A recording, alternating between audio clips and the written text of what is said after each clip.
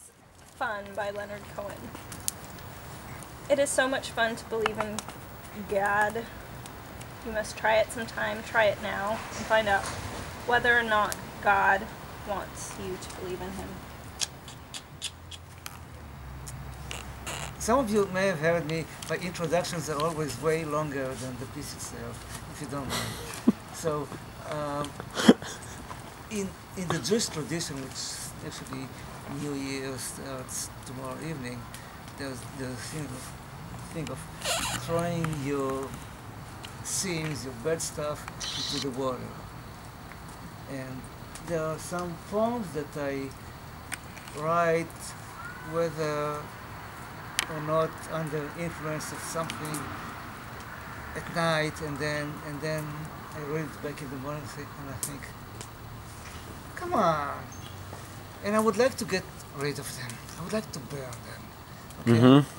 So let me start with the first burn. and at some point in my readings, hopefully, I will challenge different personas, whether from a movie, fictional, real, maybe like a drunk Greg Van, maybe later on. But anyway, this Hey, what are you trying to say? I'm trying to say is that make no mistakes. I'm trying to channel, and this time I will try to channel, I don't know if any of you saw that 1985-6 movie by Jim Jarmusch called Down by Law. Mm-hmm. So at some point, Tom Waits with John Lawyer in a jail cell, and they're always teasing each other, and the other said, "Oh, you're a DJ, huh? Oh, I never know." And then Tom Waits pulls a DJ about the weather and all that stuff. So this is how I'm gonna talk, and it's like no sense. We're facing yet another long, miserable, gray winter. Well, maybe not as miserable as, say, Chicago or New York City, yet long, gray, and miserable.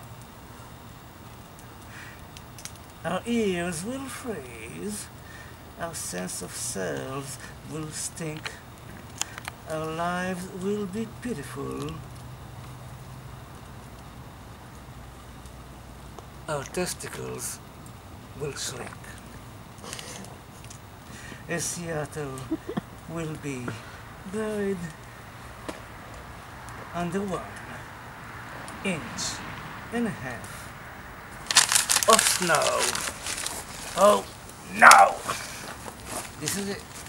My contribution to the energy crisis. Nice bird. This one is postcard number 23. That written in chalk on sidewalks is easily washed away by the rain. Next one is not a game for me. Stubborn is, stubborn does. No real reason, just because. In a most stubborn contest, the most stubborn wins. No matter what breaks, no matter what ends. And this last one is called This Is Just a Prey. I have confessed the sins that were in the wood pile, and which you were probably saving for the fire. Forgive me, they were heavy and would have burned so hot. And that was a take on This Is Just to Say, William Carlos Williams. Mm-hmm. And that is what a poem looks like when it burns. Very nice. Burns. Okay, this poem is called It Is True, Indiana. I miss fireflies, the smell of thunderstorms, the way the sunny side of the leaves hides before the storm hits. I miss singing in church, praying at dinner, and the way no one disparages morning glories. So busy wiping purple juice on jeans to call the blackberries invasive. I will see you, Indiana, in 2 weeks. Thank you for your open arms, powdered sugar, dusted, fried, everythings. I need you to know, Indiana, that I was never mad at you. But also, however much it hurts me, I am never coming home. Burn it. Burn it. Oh, that was not very, okay. Oh, good burn. All right. So this, I was thinking about just entry into autumn. What? Entry into autumn. The transition to the next season, whatever that means in Seattle. We need a subtitle. Forgiven for a flame in September with your names. And it begins with a quote by Adrienne Rich from her book Leaflets in the late 60s. If, the girl whispers, I do not go into the fire, I will not be able to live with my soul. And the calamity sat still upon the hill either side of us forgot about, and we forgot to turn our heads, becoming bats unable to sit still longer. And the further we drive our gaze as automobiles, the more gas gets burned through, turned to, your awe-inspiring, ethereal, rapturing moments. And my mouth, capturing the garment dirtied in my candied sprawl, touch, the pick of our jutted hams meandering the tank of the preserved brains.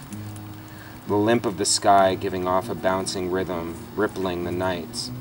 And the dead have all managed to find personable things to say out loud, while swaying to the noise of the guns and the ripping down of prairies, slicing open the earth with a magnanimous blade returning entrance, to the longing of the dictionaries who sweat as they wait to be loved. And the intentions were gorged with good as we pricked up our wood in all its catatonia, and the frailty of tones were mixed with pigeon bones, and sparks shot, turning the barriers of highway to ruptures of hell. Everything and everyone, and each womb becoming sweltering with pixels, a dance of the visual cues, and their currents enduring the upset laments. Your guttural calling the sad sob bombing of alphabets by lexical tourniquets, a tiny piece of wax blocking the sensory access point with its bluntness. And there was a man who would browse the wooden doors of the online forums, searching for the lure to beg off the second hymn in transference and pittance. But the firewalls came and took the revelation away like a sack of seed, and the Fed boys feed on the newest and brightest application-based devices, dividing energies into roux, while their time cards turned bluer than a shock. And so the clocks were given up, and the sugar was taken in and on, readied, made to feel before it could be made to endure or become stumped with tears. Our earliest friendships hinting their spiked believing under curtains of breaths, folly superseding before I took the liberty to grant an open water song, gut expanding under impact of a glamorous grandeur or obscure lighting fixture, brought upon by melancholy, mole rats, and his body's slow-put nervousness, though beauty has loved us all and forgiven us under its filthy hands, under its conditions, torching the maze, and break demon skull and wailing, the rap underpositioned to blink with stripes of worm slush and mirth, Moreau's movie theater sticky floors giving rise to the vomit of the brooms, gelatin packing, impacted, and melted, sweet with a fist of rough coinage, the cracking crickets popping over their backs with sighs of peach hide, and my cellular goes manic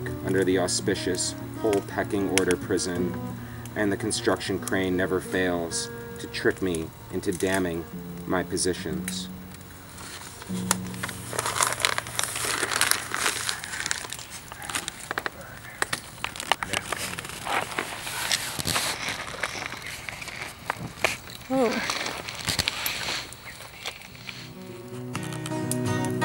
I rolled in one Easter Eve, looking for a little shitty corner to eat.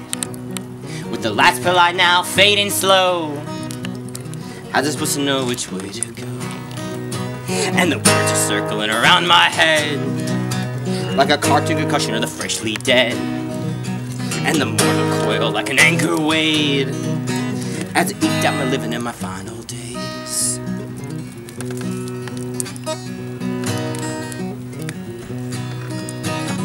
I met a girl all skinny and clean, said she could connect me with the scene. She took my terror to the king of cops, but withheld the meaning for another bump. All I wanna know are the simple truths.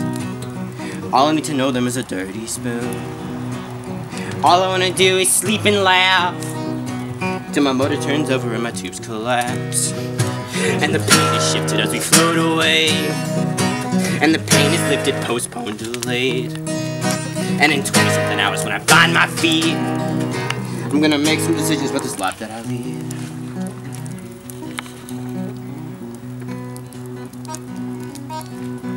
It's bigger towns in Washington, but here you don't forget the sun. Burns your skin, blisters your brain.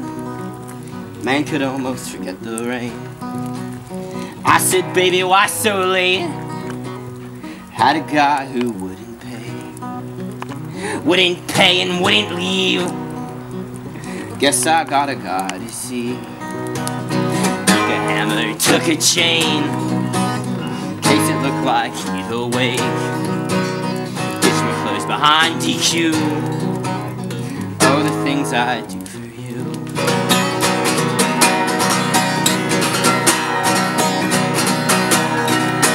These bigger towns than Yakima, but I've done some travel and I hate them all. There I live like a dog in shade. None of the cops know my face. Yeah. Alright. I kind of wrote a while ago. It's mostly a transcription from a, well, it's not a transcription, but it's like, it's taken from a conversation that I had with Jeff over Instant Messenger a very long time ago. What kind of instant messenger? Probably Facebook or Google Chat. No, it was before we chatted on Google Chat. It was Facebook. It was a Facebook chat. And it actually, I think, it kind of still is like relevant. The only thing that everybody except for Jeff and Greg might not know, and I don't know if you guys can remember, but Joe Ramus was a neighbor of ours in Rhode Island for a brief period of time. The three of us. Lived in Rhode Island also? I forgot about that. Yeah. In Rhode Island, and there was a plot of land next to us that was just this guy's garden. And his name was Joe Ramus, and he was a super rude dude, and he would get up at like 6 o'clock in the morning and tend to his garden, and he would leave us baskets of vegetables from his garden on our doorstep for us, like every week. And we had a little garden in our backyard, and he would give us tips and stuff about it. This doesn't have a title. If Joe Ramus were in office, the economy would be fixed with produce, vegetable stands, and broken down Mustangs. So many people came to our door asking to buy it. The beard havers in their khakis all wanted a piece of the sweet action. The fuzzy dice hanging in the rear view, a surrogate ball sack for the masses who lack our endowment and our tomato plants. They wanted them so badly, like reality stars and reality stardom. Burn it. Nice. You forgot to mention the